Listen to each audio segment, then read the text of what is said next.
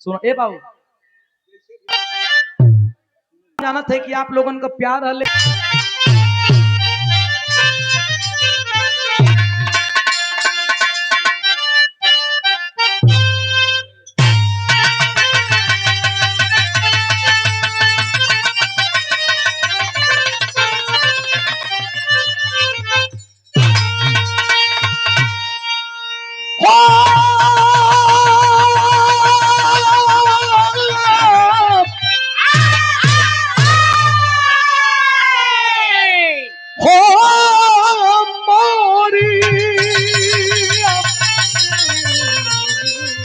ओरा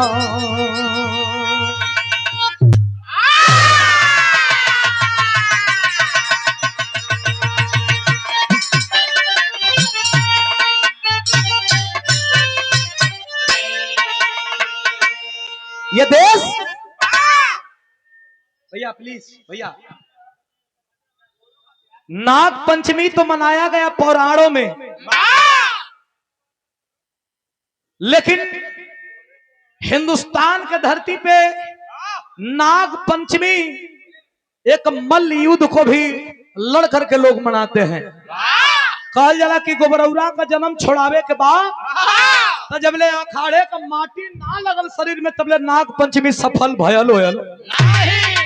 देख हिंदुस्तान में नाग पंचमी और कैसे मना, बिरहा में 4 लाइन भूमिका का भाव बा, कैसे मास्टर।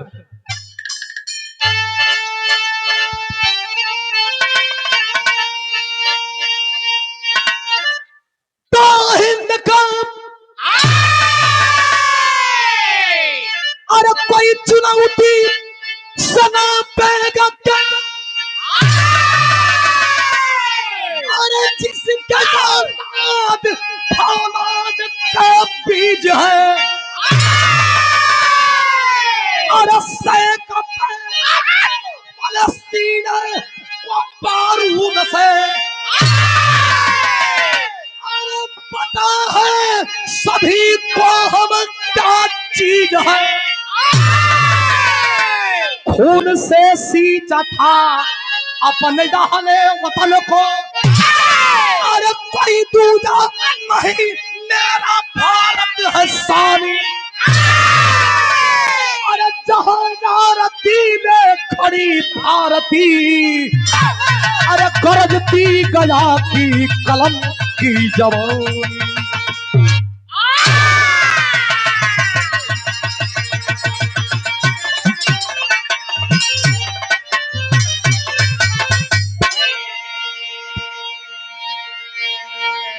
अरे जहां भारती ने खड़ी नारती,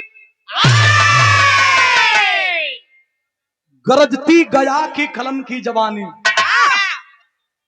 हमारे उस्ताद लोगन बतावेलन कि बिरहा का मतलब, बिरहा का मतलब जवानी और जवानी का मतलब ताव। बिरहा या दंगल, बिरहा और दंगल। हमारे उस्ताद विजयलाल बताओ ना कि बेटा 5 मिनट में अखाड़े पर लड़ के की तब पटक के नहीं तब पटका के खाली कदा, आधा घंटा वही में लसरैले कोनो मतलब निकलेला नहीं। लड़े तो ताव में लड़े, पटकाए तभी ताव में पटकाए। बिरहा में कव्वाली का टुकड़ा बा, कव्वाली का टुकड़ा कैसन बा, नवाजी मुसलमान बैठ करके अपने प्रभु के, अपने रब के दरबार में बैठ करके, अपने खुदा के दरबार में बैठ करके और सजदा करता है। कैसे करता है,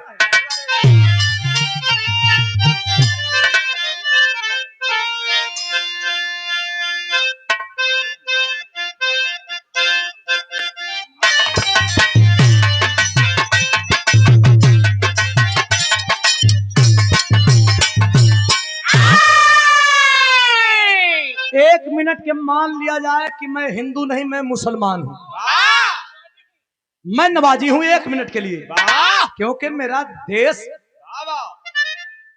देश एक रंगा नहीं हो सकता, किसी एक रंग में मेरा देश नहीं चल सकता, और किसी एक रंग से मेरे देश के लोगों की भावनाएं आहत नहीं हो सकती। आप करते हो तो वहां भावना आहत नहीं है, और हम करते हैं तो भावना आहत हो जाती है। ऐसा नहीं चलेगा। क्यों कि ये देश किसी धर्म से नहीं, ये देश संविधान से चलता है। और तुमको भी क्या, तुम्हारे बाप दादाओं को संविधान को मानना पड़ेगा। कहना है कैसे? अरे लेते ही नाम,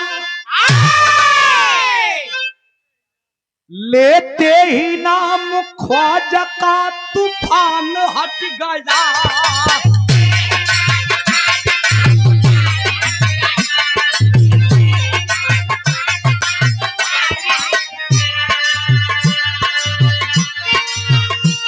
लेते ही नाम ख्वाजा का तूफान हट गया।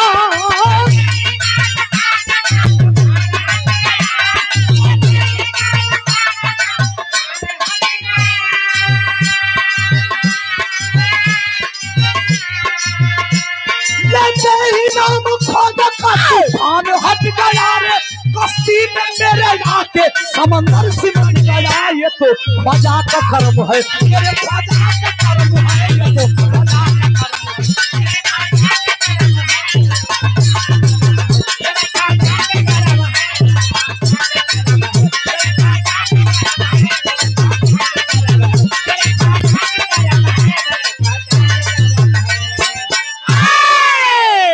मेरे ख्वाजा का कर्म है। लेकिन वीर, वीर के कहल जला, वीर कहल जला जो देश के लिए काम आए जवानी, जो समाज के लिए काम आए जवानी, उसको वीर कहते हैं। किसी गरीब को सताना वीरताई नहीं है मेरे दोस्त। इसलिए कहना है क्या? अरे चट्टान, चट्टान मतलब, अरे चट्टान चटक जाय सिंह के दहाड़ से।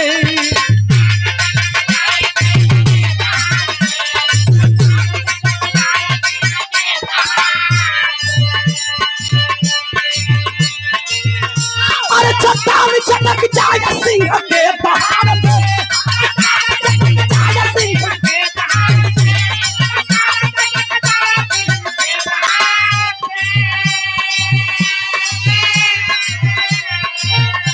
चट्टान चटक जाए सिंह के दहाड़ से। विजयी का पाए लड़के दहाड़ से। लड़े जो झंडा गाड़ के वो जंग में दहाड़ के। लड़े जो झंडा गाड़ के वो जंग में।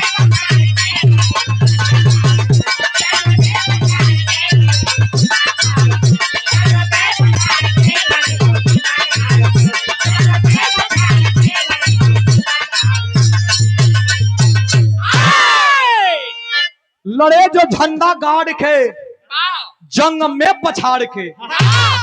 ए भैया, नाग पंचमी बड़ी वीरताई का पर्व भाई। इसी हिंदुस्तान के अंतर्गत, भैया भैया भैया भैया भैया तनी शांति से भैया प्लीज। देखा आप पहले लोगों के देख के मुंह गाओ थे।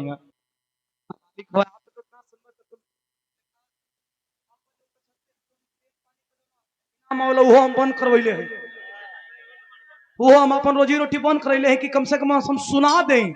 आ सुनाऊ ना पाई या नमो ना मिले तो का मतलब है? तो ऐसे तनी आप लोगन तनी शांति से प्लीज।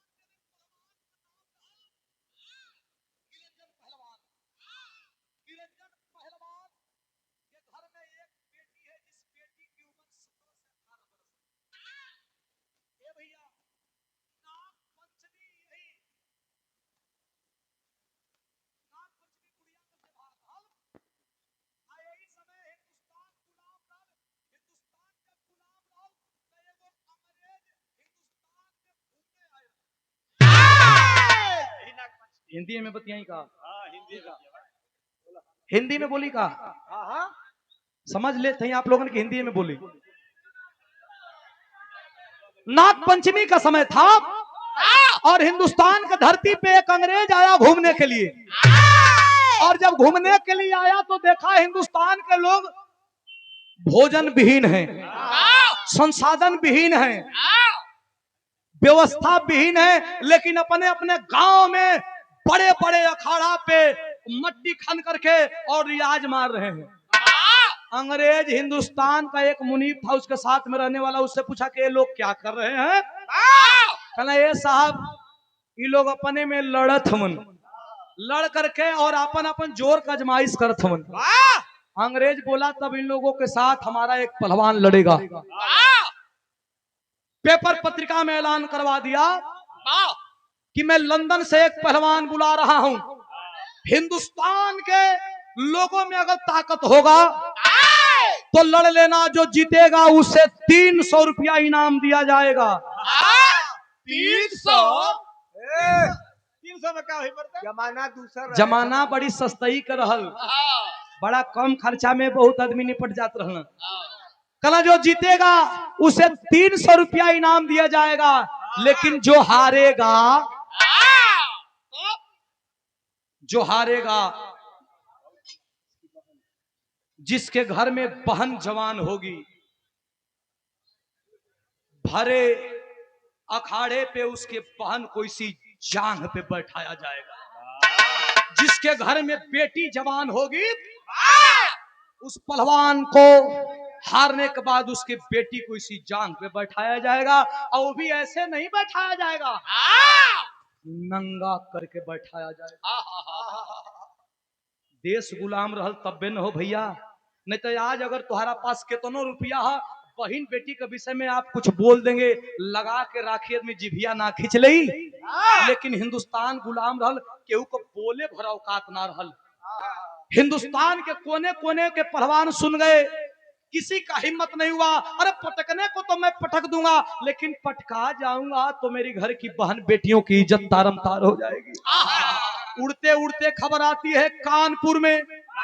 जब कानपुर में निरंजन पहलवान इस बात को पेपर द्वारा सुना, तो पेपर द्वारा सुन के, गर्मी का सीजन रहल, इस समय कितना उमस है, पतिया सुन के घरवा जाके अच्छा दरा ओढ़ के सूत गए। 17-18 वर्ष की एक लड़की थी उसकी, जिसका नाम अनीता बताया गया। जा करके अपने पिता निरंजन से कहते कि कहो बाबूजी, बाहरवा कोनो भाणुआ दोगला आके हिंदुस्तान का माटी के चैलेंज कैले हो। अब बतिया सुन के रोड छोड़ करके एक निवेदन है, हम बार बार निवेदन करते हैं कि यातायात बाधित न हो। प्लीज मैं हाथ जोड़ता हूं, आप लोग अपने तरीके से मैनेज कर लीजिए, नहीं तो बहुत परेशानी हो जाएगा। प्लीज आप लोग नीचे आ जाइए। अच्छा तो यहाँ जा कहा मैं तो गरुंडवा भरी गए।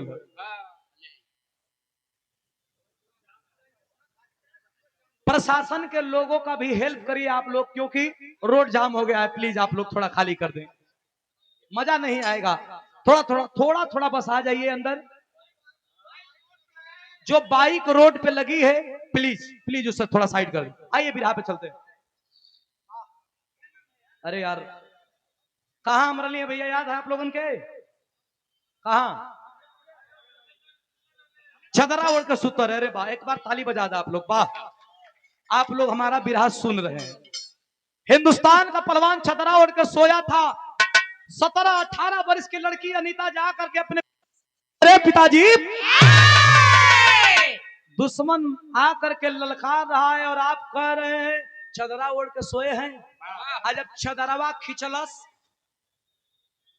तो निरंजन पहलवान का आंख में आंसू भरल बा।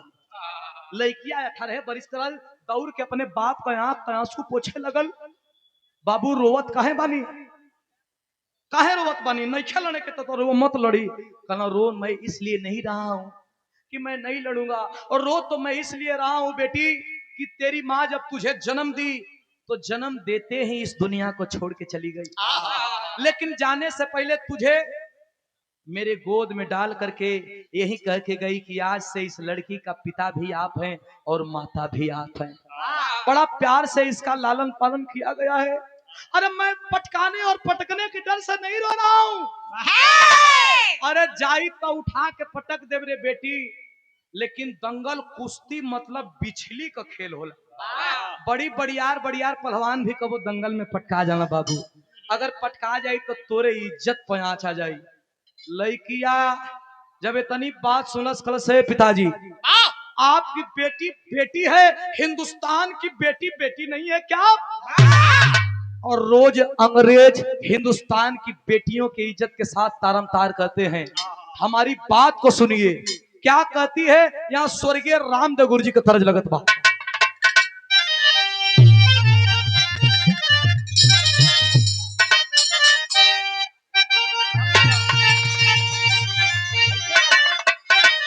गावे के तो सब गईलस, लेकिन हेतना भैया लोग पुरन की सुनी है। स्वर्गीय रामदेव गुरु जी कहें कि तोर नैना कटार हो, तोर नैना कटार, अरे गड़ी गड़ी जोनो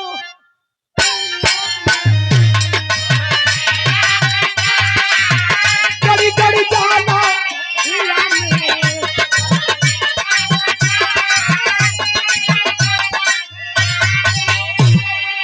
वही बगलिया में बुल्लू गुरु जी तनी बुढ़ौती का शरीर रहल। यही करिहाई पहान धला पतरे पतर, लाल जी लहरी गुरु जी सन रहल पतरे पतर। आ धीरे से कहा कि रामदेव भैया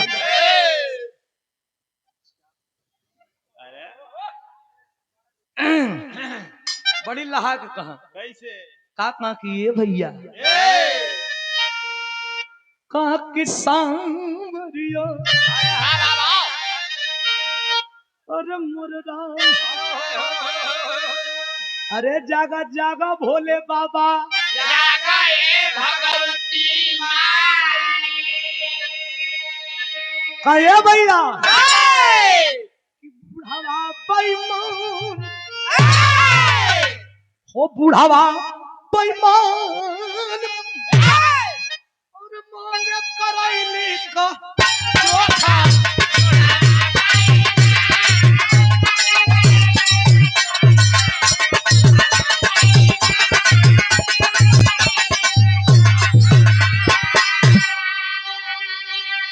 लेकिन लड़की कहत बा कि अरे तोहर के क्रिया हमार, अरे पठे तनी जवानी देखाओ तो, अरे तोहर के क्रिया हमार बेटी सब बढ़ के भाग्य सवा, तोहर के क्रिया हमार बेटी सब बढ़ के भाग्य सवा।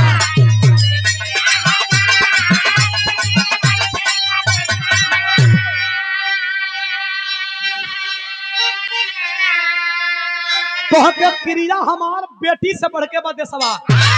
ए बाबू डेरा थव का हो, जब इतनी बात कहलस तब बाबू उठ के बैठ गए। कहल नारे नारे का कथई तो कहलस सुना सुना, कह कि अरे लंका दहन कइले अरे जैसा हनुमान हो,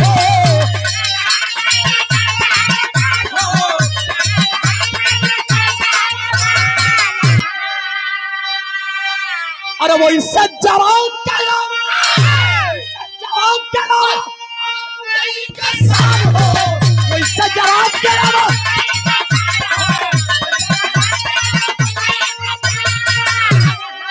अरे चला शेर चला शेर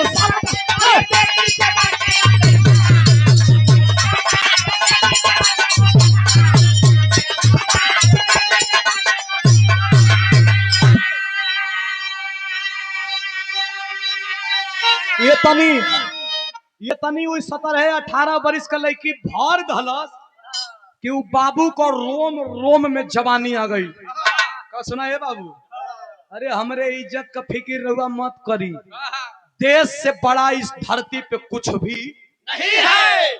पहले राष्ट्र है, पहले हमारा भारत है, पहले मेरा इंडिया है, उसके बाद कुछ है। ये तनी बात जब बाबू सुनना तो उठ के बैठ गया, कर तो लोड़े जाई कौन जाई तुरंत जा। जब सोचलस कि बाबू अब लाइन पे आवत हो तो फिर एक चूड़ी कस दलस। का कलश मास्टर बिरहा का टेरी लगत है।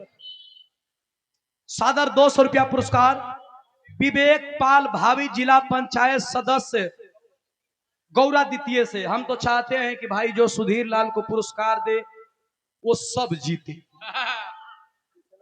हाँ भैया, कोई न हारे। हाँ भैया, अगर एक पंचायत से 5 प्रत्याशी पुरस्कार दे तो 5 लोग जीते।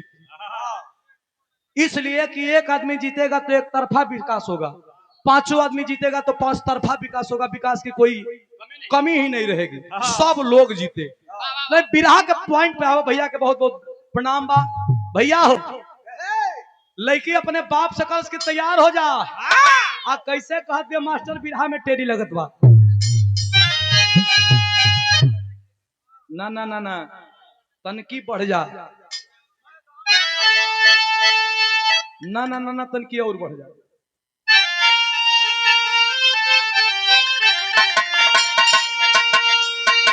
अरे मोरे राम, अरे दंगल में चल के साया इंडिया, अरे दंगल में चल के साया इंडिया, अरे भटके 16 को सबनम ने राह दिखाया।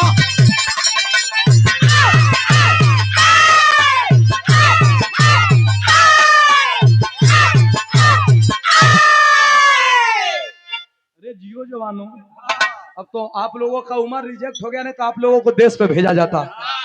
का दंगल में चल के आया इंडिया, अरे फटके 16 को सबनम ने राह दिखाया। इतनी बात जब हिंदुस्तान की बेटी अपने बाप से कहती है, अरे लड़ाई देख करके जवान चल दिया। कल सरे बेटी तनी जंघिया लंगोटा हमार खूटी पर से उतार था। बाहर उत्तर प्रदेश की कानपुर की माटी। जब निरंजन पहलवान चलल हो, जब निरंजन पहलवान चलल हो तो बिरहा में एक तरज बाई तरज ना हो। देखिए का तरज है तनी सुनिहा लोगन बा।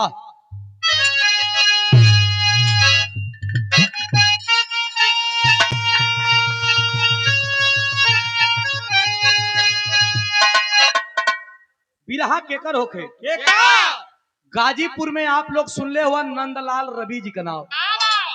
उनकर बिरहा हो जा, हमारे उस्ताद का बिरहा हो जा, तब पता चलेला कि तरज का कितना कीमत है। कैसे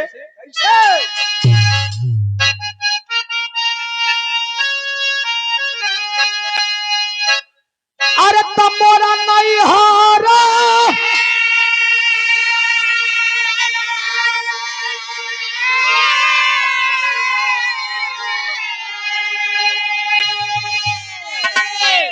अरे जियो कलाकार, अरे तमोरा नहीं हारा में तू गोई यार रे की तोरा संग ना रहावो।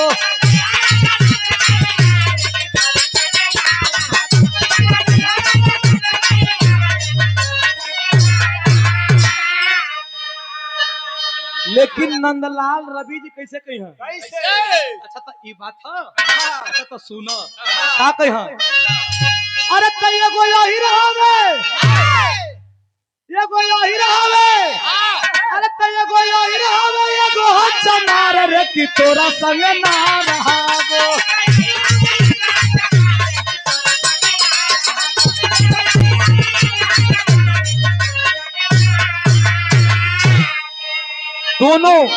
दोनों लोग अपने में आनंद लेके और मस्त हो जाना या मजा भी मिल जाना। लेकिन निरंजन पहलवान चलत हो, देश के लिए लड़ने के लिए चला है। समझ लीजिए बिरहा उस मुकाम पे खड़ा है कि देश का वीर अंग्रेजी पट्टा अंग्रेजी पहलवान से लड़ने के लिए चला है। समझ लीजिए कि आप लोग सुन नहीं रहे हैं, आप लोग वहां दंगल के भाव में जा रहे हैं। कैसे चल बा मास्टर अनिल भैया, अरे वाह लव यू भैया, अनिल भैया के द्वारा आशीर्वाद 100 रुपया। कैसे कैसे अरे तो चला बेसागा,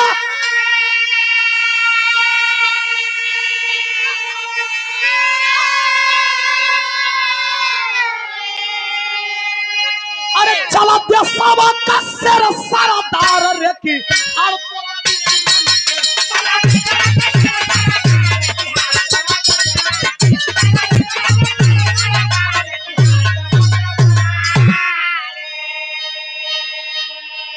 कहे कि के कर केतना दूधावा और पियाइले आज यही दंगल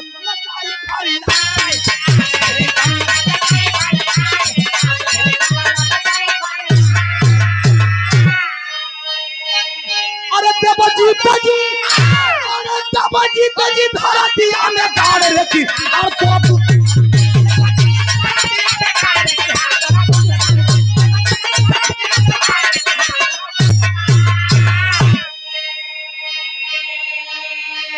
सुना केकर केतना दूधावा पियले बड़ी माई आज यही दंगल में जाई फरी आई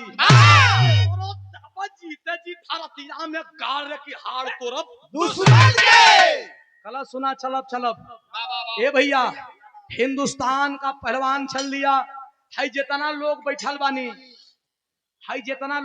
बानी लखनऊ में कुश्ती का आयोजन भैल नाग पचैया का दिन रहा और नाग पचैया का दिन रहा ये लोग जैसे बैठे हैं अंग्रेजों का खौफ था लोग आवे और जहां भुइया धरती पे अपने से बाहर के बैठ जा कहा कि कुश्तिया कब हुईन भैया कुश्तिया कब करेहीन आ करके अनाउंस कराया कि कुश्ती होने वाली है इंग्लैंड का पहलवान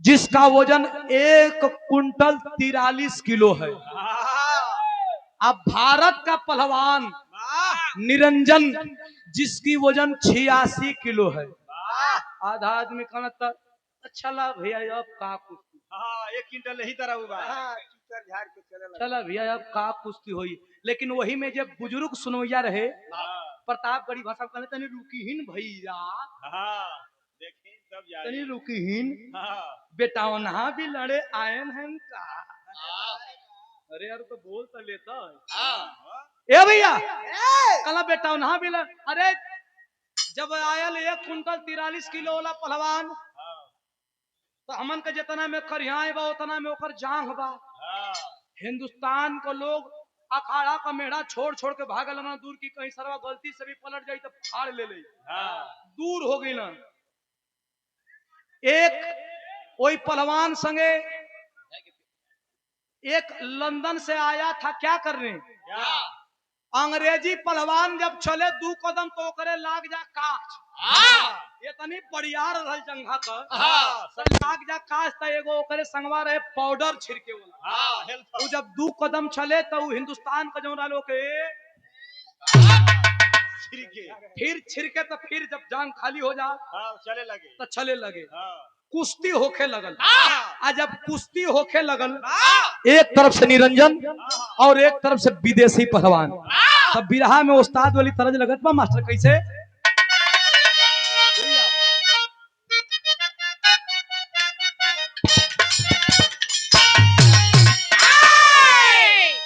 हमरे गुरुजी का मुंह से मिश्री से मीठ लगेला 30 रिज में के गईले रहलन कैसे अरे गोरिया दिन भर कोई कोटियो लेके सजिया का सिलवटिया पिसया मन मसूलू सैया बेदर्दी कटिया करावे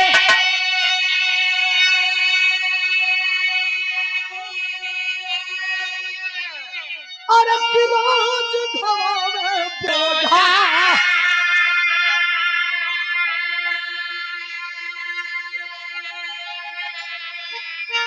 अरे की रतिया कब कहला तनिक रनिया रात गोरी सोझा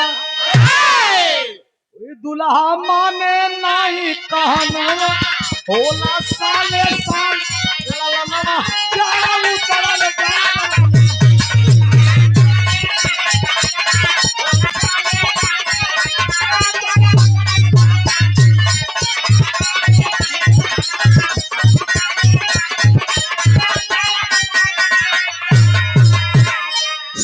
मिनट लड़ल। हिंदुस्तान का पहलवान आंख में आंसू लेकर के लड़ रहा था कि मैं पटकाऊंगा, इसका कोई मुझे डर नहीं, लेकिन मैं पटकाऊंगा तो मेरी बेटी को ये लोग नंग करके जांग पे बैठाएंगे। हे प्रभु, हिंदुस्तान, भैया पीछे बड़ी हल्ला हो रहा है, प्लीज भाई। हिंदुस्तान का आदमी है, जितना लोग बिरहा सुनता नहीं चाहे दंगल देखे जे जाला।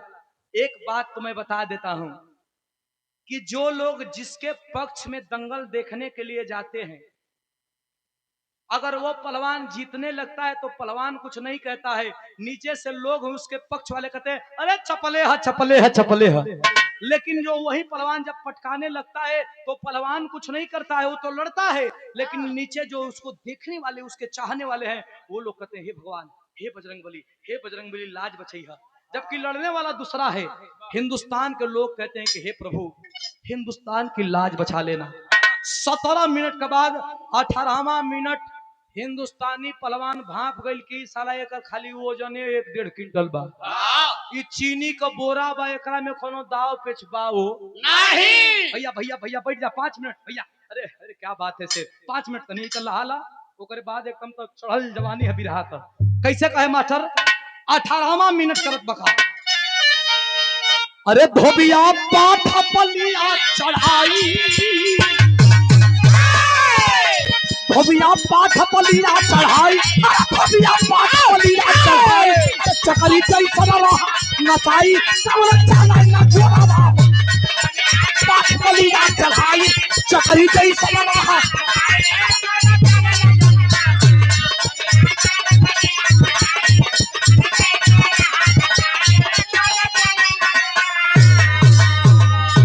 धोबिया पाठ पर लेके आज जे वही वो पहलवान के लेवल चाहा था, लेकिन देखा दोगलवन को दोगलई कहा जाला कि दोगलवन को दोगलई को वो छूटल बना छूटी।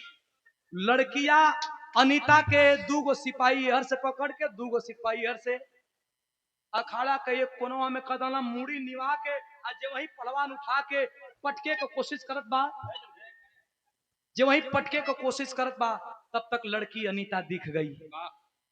अरे ये भरे समाज में अनीता, वो भी अंग्रेजों के हाथ में। अब जो दाव पे चढ़ाया था अंग्रेजी पहलवान को, निरंजन पहलवान, वो दाव धीरे धीरे ढील करने लगा। एक बाइक पटकते पटकते जब पटकाने लगा पहलवान, तो हिंदुस्तान के लोग सोचने लगे ऐसा रिश्वत तो नहीं ले लिया। कोनवा में से लड़किया कलश के कहो बाबू पटकैबा का। मैं आदमी देखे लगने की कौन लड़की बोल रही है, पहलवान रुक गया। लड़की बोली खबरदार। पूरे लोगों का मूवमेंट उस लड़की के तरफ जा रहा है। लड़की कहे पटका जाइए शौक से, लेकिन एक बात का ख्याल रखिएगा पिताजी। क्या वो लड़की कहती है मास्टर, पहपट में लिखल गया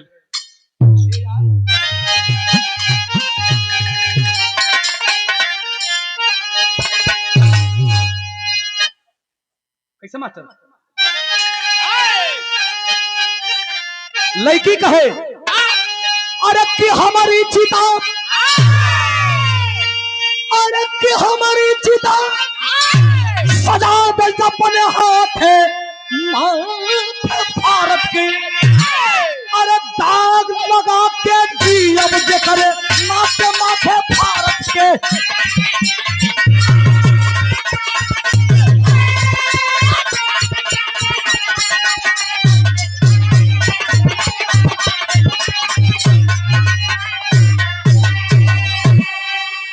ए बाबू, वो अंग्रेजों का बंदूक को उठा करके पहले मुझे गोली मारिए, क्योंकि कल आप पटका जाएंगे मेरे लिए तो लोग ये कहेंगे कि इसी अभागन के चलते इसका पिता पटका गया। कहती है लड़की क्या, अरे बेटी जब भिखारी है,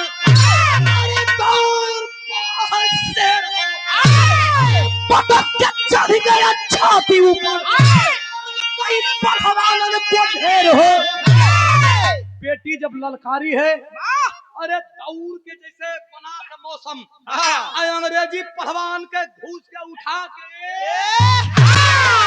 पटक के करजवा पर चढ़ गई। करस का हो सार, यही बात हिंदुस्तान में आवे लोगन। जब पटकलस तो हिंदुस्तान को लोग ताली बजावे लगल।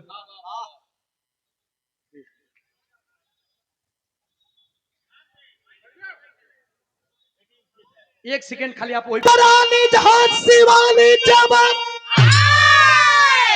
अरे पावली खबरिया बाबू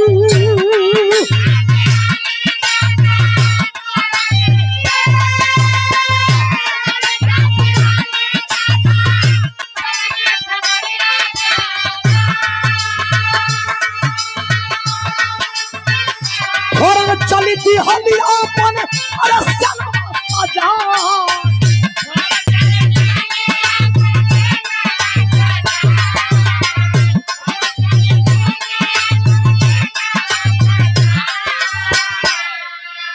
अरे बड़ा बड़ा गोलियां बड़ा गोलियां मुझे पकड़ती जाने बाबू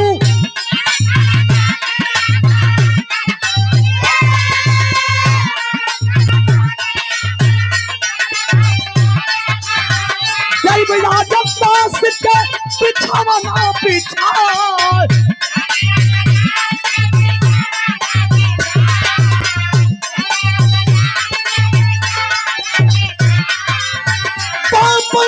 बेटी का अरे लड़का बच्चा वाली भाई ना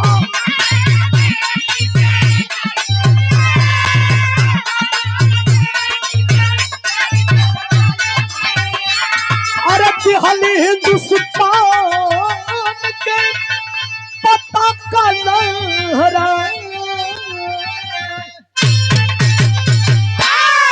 अंग्रेजों से लड़ करके झांसी वाली रानी उस लड़की को छुड़ा ली और बोली बेटी तू हिंदुस्तान की बेटी नहीं है, तू हिंदुस्तान की भविष्य है, तुझे मैं अपने साथ लेकर के चलूंगी। बाप को भी बुलवा ली, बाप बेटी को लेकर के सीने से सटा करके झांसी वाली रानी उस लड़की को लेकर के अपने किले की तरफ चल दी और बोली कि बेटी तेरे हौसले को मैं सलाम करती हूँ, तू हिंदुस्तान की बेटी के साथ साथ तू ऐसी क्रांति है कि अगर एक बार भड़क जाए तो ये अंग्रेजों का खात्मा तय है। बेटी को उसी अनीता बेटी को वो झांसी वाली रानी अपने कलेजे से सटा करके एक बात कहती है, बिरहा का आखिरी भाव खड़ी का भाव।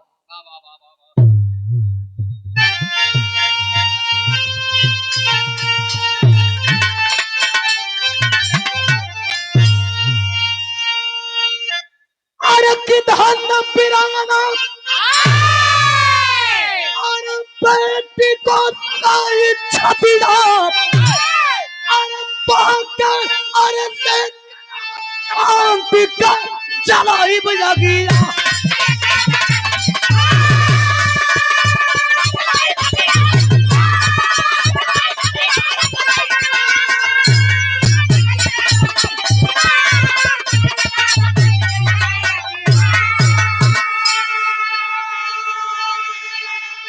बेटी को लेकर के झांसी वाले किले में गई और शस्त्र और शास्त्र दोनों का ज्ञान। समय वो आ गया, इतिहास बताता है कि झांसी वाले किले पे अंग्रेजों का चढ़ाई हुआ, लेकिन रानी लक्ष्मीबाई का जान बचाते बचाते दो बेटी, एक दलित परिवार पीडीए परिवार की बेटी जिसका नाम बताया गया झलकारी बाई, झलकारी बाई, और दूसरी बेटी अनीता अंग्रेजों से लड़ते लड़ते अपनी रानी को सुरक्षित बचा करके और देश हित में अपने सीने पे गोली खाई। बेटियां बेटों से कम नहीं है, क्योंकि जो बेटी इतना बड़ा बलिदान देती है कि एक बेटी जन्म लेती है दूसरे के घर में, लेकिन मरती है दूसरे के घर में। एक बेटी किसी की बहन बनती है तो वही बेटी किसी की बीबी बनती है, किसी की बहू बनती है, माँ बनती है, किसी की दादी बनती है। बेटियों से बड़ा बलिदान इस दुनिया में कोई दे। और ये भी एक है कि एक तरफ बेटियां मातृ शक्ति आदि शक्ति है, लेकिन इसी भारत देश में बेटियों के साथ साथ क्या हो रहा है ये आप भी देख रहे हैं और हम भी देख रहे हैं, क्योंकि पाप का घड़ा भरता है और जरूर फटता है। बेटी को सलाम है, हिंदुस्तान की बेटी को सलाम है, खानदान का परिचय है।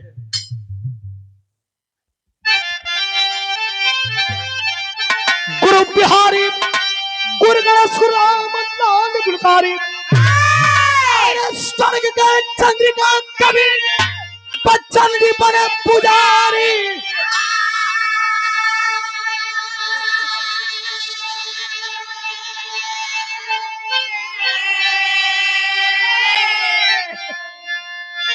ये हमारे रामबली पचैया जी हैं।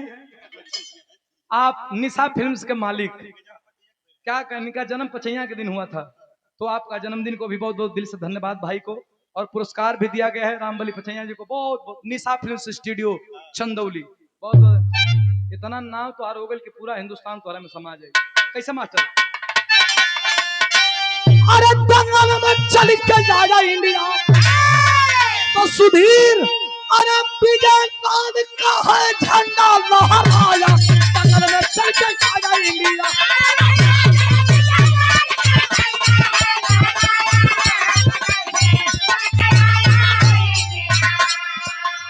अरे सजनी शाम बिना नितर से कजरी हई, अरे सजनी शाम बिना नितर से